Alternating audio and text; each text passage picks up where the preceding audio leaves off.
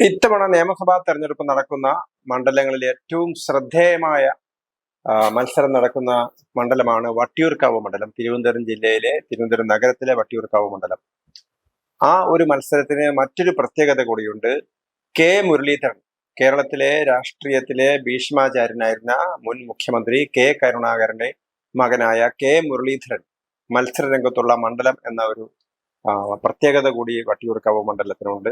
കാരണം കെ മുരളീധരനെ സംബന്ധിച്ചിടത്തോളം നിരവധി തെരഞ്ഞെടുപ്പിൽ അദ്ദേഹം ജയിക്കുകയും നിരവധി തെരഞ്ഞെടുപ്പിൽ അദ്ദേഹം തോൽക്കുകയും ചെയ്തിട്ടുണ്ട്. പക്ഷെ ഇത് മുരളീധരനെ സംബന്ധിച്ചിടത്തോളം ഒരു ജീവൻ മരണ പോരാട്ടമാണ് വട്ടിയൂർക്കാവ് എന്ന് തന്നെ നമുക്ക് പറയാൻ കഴിയും. കാരണം കുറച്ച് നാളുകൾക്ക് മുമ്പ് അദ്ദേഹം 2024 കഴിഞ്ഞ ലോക്സഭാ തെരഞ്ഞെടുപ്പിൽ തൃശ്ശൂരിൽ നിന്ന് അദ്ദേഹം പരാജയപ്പെടുകയായിരുന്നു ചെയ്തിരുന്നത്. അദ്ദേഹം തൃശ്ശൂരിന് എന്തുകൊണ്ടാണ് പരാജയപ്പെട്ടത്? അദ്ദേഹം വടകരയിൽ 2019 ലോക്സഭാ തെരഞ്ഞെടുപ്പിൽ അദ്ദേഹം വടകരയിൽ ജയിച്ചതാണ്. പക്ഷേ വടകരയിൽ ജയിച്ച അദ്ദേഹത്തിന് വീണ്ടും വടകരയിൽ മത്സരിക്കാമായിരുന്നു. അദ്ദേഹം തൃശ്ശൂരിൽ നിന്ന് സുരേഷ് ഗോപി മത്സരിച്ച് ജയിക്കാൻ പോകുന്നു. അതുകൊണ്ട് സുരേഷ് ഗോപിയെ തോൽപ്പിക്കാൻ വേണ്ടി, BJP തോൽപ്പിക്കാൻ വേണ്ടി തൃശ്ശൂരിൽ കച്ചകെട്ടി പോയതാണ് എന്ന് പറയുന്ന ആളുകളുമുണ്ട്. മറുഭാഗത്ത് വടകര സീറ്റ് കൊടുക്കാത്തതുകൊണ്ടാണെന്ന് പറയുന്നുണ്ട്. എന്ത് തന്നെയായാലും മുരളീധരന്റെ താല്പര്യത്തിനനുസരിച്ചാണ് അദ്ദേഹം തൃശ്ശൂരിൽ പോയി മത്സരിച്ച് തോറ്റ് തുന്നം പാടിയത് എന്നുള്ളതാണ് പൊതുവെ ആളുകളുടെ വിലയിരുത്തൽ. അങ്ങനെയുള്ള മുരളീധരൻ, ഇതേ മുരളീധരൻ തന്നെയാണ് 2021 നിയമസഭാ തെരഞ്ഞെടുപ്പിൽ നേമത്ത് BJP സിറ്റിംഗ് സീറ്റ് തോൽപ്പിക്കാൻ വേണ്ടി അദ്ദേഹം മുന്നോട്ട് വന്നത്. പക്ഷെ അദ്ദേഹത്തിന് ഒരു കാര്യത്തിൽ ജയമുണ്ടായി. കാരണം അദ്ദേഹത്തിന് BJP തോൽപ്പിക്കാൻ കഴിഞ്ഞു. പക്ഷെ അദ്ദേഹം സ്വയം 3ാം സ്ഥാനത്ത് പോവുകയായിരുന്നു ചെയ്തിരുന്നത്. പക്ഷെ ആ ഒരു മണ്ഡലത്തിന്റെ പ്രത്യേകത അനുസരിച്ച് BJP ശക്തി ആർജിച്ച മണ്ഡലമായിരുന്നു നിയമമണ്ഡലം. കുറച്ചു കാലമായിട്ട് 2011 തെരഞ്ഞെടുപ്പിൽ 10-12,000 വോട്ട് മാത്രമാണ് അവർക്ക് കിട്ടിയിരുന്നത്. 2016 തെരഞ്ഞെടുപ്പിലും അവർക്ക് കാര്യമായ വോട്ട് കിട്ടിയില്ല. 10-20,000 വോട്ടാണ് കിട്ടിയത്. ആ വോട്ടാണ് 36,000-35,000 ഉയർത്താൻ 2021 മുരളീധരന് കഴിഞ്ഞത്. പക്ഷേ മുരളീധരന്റെ ഒരു സാഫല്യം എന്ന് പറയുന്നത് BJP അക്കൗണ്ട് പൂട്ടിച്ചു എന്നുള്ള ഒരു സാഫല്യം മാത്രമാണ് മുരളീധരൻ ഉണ്ടായിരുന്നത്. പക്ഷെ മുരളീധരൻ പരാജയപ്പെടുകയായിരുന്നു ചെയ്തിരുന്നത്. മുരളീധരൻ 2011 ദീർഘകാലത്തെ രാഷ്ട്രീയ വനവാസത്തിന് ശേഷം, അല്ലെങ്കിൽ കോൺഗ്രസ് വിട്ടതിന് ശേഷം 2009 അദ്ദേഹം NCPയിൽ നിന്ന് പുറത്താക്കപ്പെടുകയാണ്. അങ്ങനെ 2009 NCPയിൽ നിന്ന് പുറത്താക്കപ്പെടുന്ന കെ മുരളീധരനെ തിരികെ അദ്ദേഹം കോൺഗ്രസിൽ പ്രവേശിപ്പിക്കാൻ ശ്രമിച്ചു. അദ്ദേഹത്തിന്റെ പിതാവ് കെ കരുണാകരൻ DICയിലൊക്കെ പോയി തിരികെ വന്നെങ്കിലും മുരളി ആദ്യം വന്നിരുന്നില്ല. പിന്നീട് മുരളി വരാൻ തീരുമാനിച്ച സമയത്ത് പാർട്ടി നേതൃത്വം അദ്ദേഹത്തെ പാർട്ടിയിലേക്ക് സ്വീകരിച്ചില്ല. ഒടുവിൽ 2011 മുരളീധരൻ പാർട്ടിയിലേക്ക് വരുന്നത്. 2011 തെരഞ്ഞെടുപ്പിൽ അദ്ദേഹം വട്ടിയൂർക്കാവിൽ നിന്ന് മത്സരിച്ച് ചെറിയാൻ ഫിലിപ്പിനെ തോൽപ്പിക്കുകയും ചെയ്തിരുന്നു. 2016 വീണ്ടും അദ്ദേഹം വട്ടിയൂർക്കാവിൽ നിന്ന് മത്സരിക്കുന്നു. BJPയിലെ കുമ്മനം രാജശേഖരനെ തോൽപ്പിച്ചിട്ടാണ് അദ്ദേഹം വരുന്നത്. പിന്നീടാണ് ഈ വടകര തെരഞ്ഞെടുപ്പിൽ മത്സരിക്കാൻ വേണ്ടിയിട്ട് അദ്ദേഹം പോകുന്നത്. അന്ന് P ജയരാജനെ തോൽപ്പിച്ചിട്ടാണ് അദ്ദേഹം വടകരയിൽ 2019 ലോക്സഭയിലേക്ക് പോകുന്നത്. അതോടുകൂടി അദ്ദേഹം തിരുവനന്തപുരം നിയമസഭാ സീറ്റിൽ നിന്ന് രാജിവെക്കുകയാണ് ചെയ്തത്. പക്ഷെ ആ സീറ്റ് നേരെ പോയത് LDFിലേക്കാണ് പോയത്. പിന്നീട് അടുത്ത തവണ LDF അത് വലിയ ഭൂരിപക്ഷത്തിൽ അത് അവരെ നിലനിർത്തുകയും ചെയ്തു എന്നുള്ളതാണ് കാര്യം. അപ്പം മുരളീധരനെ സംബന്ധിച്ചിടത്തോളം, മുരളീധരൻ കേരള രാഷ്ട്രീയത്തിൽ ആദ്യമൊക്കെ അദ്ദേഹത്തെ ഇങ്ങനെ പലരും കളിയാക്കുകയും ചെയ്തിരുന്നു. പക്ഷെ അദ്ദേഹം ഒരു സ്ഥിരപ്രതിഷ്ഠ നേടിയ, അല്ലെങ്കിൽ വളരെ സ്ഥാനം നേടിയ ഒരു നേതാവാണ്. കരുണാകരന്റെ മകൻ എന്ന നിലയിലാണ് അദ്ദേഹം ആദ്യം രംഗത്ത് വന്നതെങ്കിലും പിന്നീട് അദ്ദേഹത്തിന് ഒരു പാർട്ടിയുടെ ഒരു വലിയ നേതാവ് എന്ന രീതിയിൽ അദ്ദേഹം വളരാൻ കഴിഞ്ഞു. 2001 മുതൽ 2004 വരെയുള്ള പീരീഡിൽ അദ്ദേഹം KPCC പ്രസിഡന്റ് വരെ അദ്ദേഹത്തിന് പ്രവർത്തിക്കാൻ കഴിഞ്ഞു. അങ്ങനെ കേരളത്തിലെ പ്രമുഖ നേതാവായിട്ട് മാറാൻ അദ്ദേഹത്തിന് കഴിഞ്ഞു. 89 കെ മുരളീധരൻ ആദ്യമായിട്ട് ലോക്സഭയിലേക്ക് മത്സരിച്ച് ജയിക്കുന്നത്. അന്ന് CPMലെ കരുത്തനായ EK ഇമ്പിച്ചിബാവിയെ തോൽപ്പിച്ചിട്ടാണ് കോഴിക്കോട് അദ്ദേഹം ലോക്സഭയിലേക്ക് ജയിക്കുന്നത്.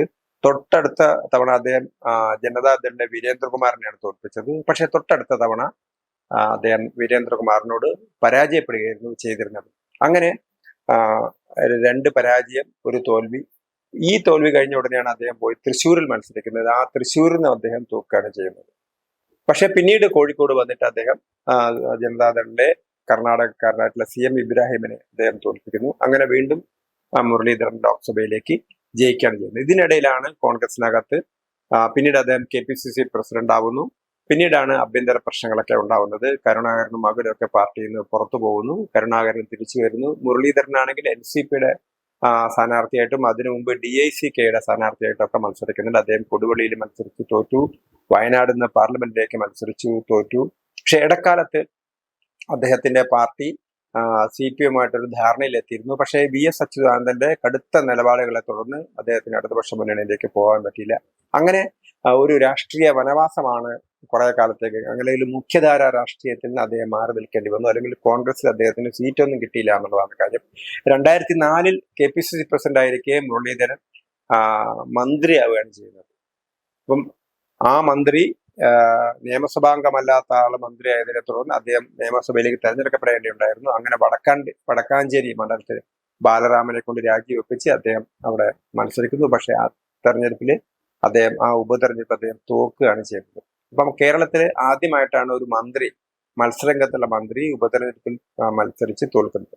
അപ്പൊ ഇതൊക്കെ മുരളീധരനെ സംബന്ധിച്ചിടത്തോളം വളരെ പ്രാധാന്യമുള്ള കാര്യങ്ങളാണ്. കാരണം അദ്ദേഹം നിരവധി തെരഞ്ഞെടുപ്പുകളിൽ മത്സരിച്ചു, നിരവധി തെരഞ്ഞെടുപ്പിൽ തോറ്റു. പക്ഷെ സമീപകാലത്ത് അദ്ദേഹത്തിന്റെ റിലവൻസിനെ തന്നെ, അദ്ദേഹത്തിന്റെ പ്രസക്തിയെ തന്നെ ചോദ്യം ചെയ്യുന്നത്, അല്ലെങ്കിൽ രാഷ്ട്രീയ അസ്തിത്വത്തെ തന്നെ ചോദ്യം ചെയ്യുന്ന രീതിയിലേക്കാണ് കാര്യങ്ങളൊക്കെ പോകുന്നത്. കാരണം നേമത്തെ തോൽവി, അതിനുശേഷം തൃശ്ശൂരിലെ തോൽവി, ഇപ്പം ഈ ഒരു തെരഞ്ഞെടുപ്പിൽ വട്ടിയൂർക്കാവിൽ നിന്ന് ജയിക്കുകയാണെങ്കിൽ മുരളീധരൻ വലിയൊരു കാര്യമായിരിക്കും മുരളീധരനെ സംബന്ധിച്ചിടത്തോളം. പക്ഷെ മുരളീധരൻ വട്ടിയൂർക്കാവിൽ നിന്ന് പരാജയപ്പെടുകയാണെങ്കിൽ രാഷ്ട്രീയമായിട്ട് മുരളീധരൻ അത് വലിയൊരു തിരിച്ചടിയാവാനാണ് സാധ്യത. കാരണം ഒരുപക്ഷെ നേമത്തെ 2021 പരാജയം അദ്ദേഹത്തിന് വേണമെങ്കിൽ പറയാം, BJPയുടെ സിറ്റിംഗ് സീറ്റ് പൂട്ടിക്കാനാണ് ഞാൻ പോയത്, ഞാൻ ജയിച്ചില്ലെങ്കിലും BJPയെ തോൽപ്പിക്കാൻ എനിക്ക് കഴിഞ്ഞു എന്ന് പറയാനും കഴിയും. പക്ഷെ ഇവിടെ അതല്ല കാര്യം.